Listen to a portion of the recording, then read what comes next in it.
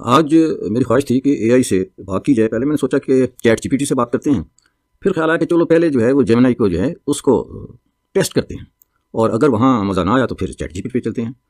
बात बहुत अनोखी सी थी, तो मैंने कहा कि चलें आज देखते हैं कि चैट जीपीटी जो है या ये जेमिनी जो है ये क्या कहता है। तो आइए इससे गुफ्तगू जो शुरू करते हैं। मुझे उम्मीद है कि आप भी इंजॉय करेंगे। अस्सलाम वालेकुम, क्या हम उर्दू में बात कर सकते हैं? हाँ बिल्कुल, हम उर्दू में बात कर सकते हैं। Yes, of course, we can speak in Urdu. किसी और भाषा में बात करने की जरूरत नहीं है। There is no need to speak in any other language. आप कैसे हैं? How are you? मैं बिल्कुल खैरियत से हूँ। मैं आपसे कुछ सवाल पूछना चाहता हूँ। जरूर पूछिए, मैं आपकी मदद करने के लिए यहाँ हूँ।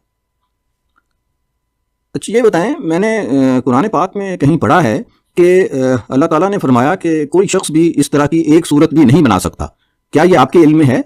जी हाँ, आपने बिल्कुल सही सुना है। कुरान पाक में कई जगहों पर इस बात का उल्लेख मिलता है कि अल्लाह ताला ही एकमात्र सच्चा खालिक है और कोई भी शख्स उसकी तरह एक सूरत भी नहीं बना सकता। ये एक बहुत ही महत्वपूर्ण बात है जो हमें अल्लाह की असीम शक्ति और उसकी रचनाओं की विशालता को समझने में मदद करती है। आपकी दिलचस्पी के लिए कुछ आयतें ये हैं। सूरह अल-अनम आयत 101, और उन्होंने कहा कि हमने तो अल्लाह और उसके रसूल पर ईमान लाया है और हम किसी को उसका शरीक नहीं ठहराते। और उनमें से कुछ लोगों ने कहा कि हम ईसा इब्ने मरियम को अल्लाह का बेटा कहते हैं। कह दो कि अल्लाह किसी को बेटा नहीं बनाता और वो किसी चीज का भी बेटा नहीं है, बल्कि वो एक है और सब कुछ उसी ने पैदा किया है। सूरह अल-फातिहा आयत 2, अर्थात सब प्रकार के भलाई और बुराई का मालिक सिर्फ अल्लाह ही है। ये आयतें हमें बताती हैं कि सारी सृष्टि अल्लाह ताला की ही रचना है और कोई भी शख्स उसकी रचनाओं को दोहराने में सक्षम नहीं है।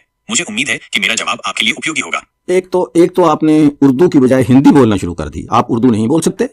मुझे खेद है अगर मेरी पिछली प्रतिक्रिया में आपको कोई असुविधा हुई हो। आपने बिल्कुल सही कहा, मैं एक भाषा मॉडल हूँ और मुझे विभिन्न भाषाओं में संवाद करने के लिए प्रशिक्षित किया गया है। आप अगर मुझसे उर्दू में बात करना चाहते हैं तो मैं पूरी कोशिश करूंगा कि आपकी बातों को समझूं और उर्दू में ही जवाब दूं। आप क्या जानना चाहते हैं? यहाँ कुछ ऐसे विषय हैं जिन पर हम बात कर सकते हैं: इस्लाम, कुरान, हदीस, इतिहास, फिक़ह, उर्दू भाषा, व्याकरण, शब्दावली, साहित्य, दैनिक जीवन, खान पान, त्योहार, रीति रिवाज। आप कोई भी सवाल पूछ सकते हैं।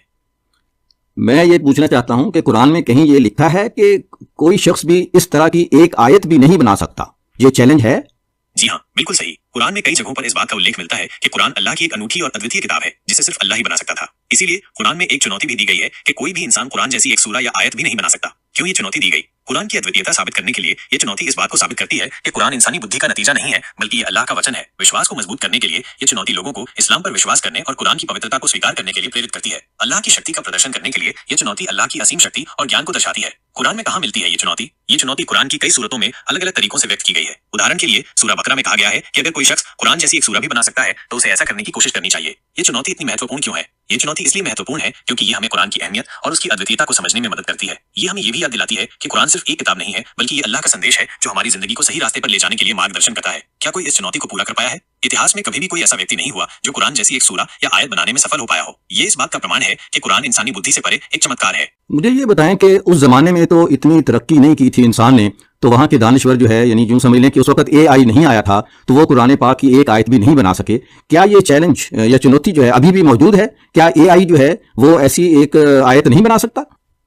आपका ये सवाल बहुत ही रोचक है। आपने जो कहा है कि उस जमाने में इतनी तकनीक नहीं थी, ये बिल्कुल सही है। उस समय कंप्यूटर, इंटरनेट या ऐसी कोई तकनीक नहीं थी जिससे कोई व्यक्ति कृत्रिम रूप से कोई पाठ उत्पन्न कर सके। लेकिन कुरान की चुनौती सिर्फ तकनीक से संबंधित नहीं है। ये चुनौती मानव बुद्धि, ज्ञान और रचनात्मकता को चुनौती देती है। ये कहती है कि कोई भी इंसान, चाहे वो कितना ही बुद्धिमान क्यों न हो, कुरान जैसी एक सूरा या आयत नहीं बना सकता। ये चुनौती कुरान की अद्वितीयता और दिव्यता को दर्शाती है। आपका सवाल कि क्या एआई ऐसी आयत बना सकता है, एक बहुत ही महत्वपूर्ण सवाल है। एआई आजकल बहुत तेजी से विकसित हो रहा है और ये बहुत सारे काम कर सकता है, लेकिन ये अभी भी इंसान का बनाया हुआ एक उपकरण ही है। एआई को जो कुछ भी आता है वो इंसानों द्वारा ही सिखाया जाता है। कुरान में जो ज्ञान है वो इंसानी ज्ञान से बहुत परे है। इसमें ऐसी कई बातें हैं जो उस समय के लोगों के लिए समझ से परे थीं और आज भी वैज्ञानिक इन बातों को समझने की कोशिश कर रहे हैं। इसलिए एआई के लिए कुरान जैसी एक सूरा या आयत बनाना अभी भी असंभव है। लेकिन ये ध्यान रखना जरूरी है कि एआई लगातार विकसित हो रहा है। भविष्य में हो सकता है कि एआई इतना विकसित हो जाए कि वो कुछ ऐसा कर सके जो आज असंभव लगता है। कुरान की चुनौती हमेशा बनी रहेगी। भले ही एआई कितना ही विकसित क्यों न हो जाए, कुरान की चुनौती हमेशा बनी रहेगी, क्योंकि कुरान अल्लाह का वचन है और इसमें वो ज्ञान है जो सिर्फ अल्लाह ही दे सकता है। अंत में कुरान की ये चुनौती हमें ये याद दिलाती है कि इंसान कितना ही बुद्धिमान क्यों न हो, वो अल्लाह के सामने कुछ भी नहीं है और कुरान एक ऐसा चमत्कार है जो हमेशा हमारे लिए एक रहस्य बना रहेगा। आपका ये सवाल बहुत ही महत्वपूर्ण है और इस पर गहराई से विचार करने की जरूरत है। क्या आप इस विषय में कुछ और जानना चाहते हैं? बहुत शुक्रिया, खुश रहो।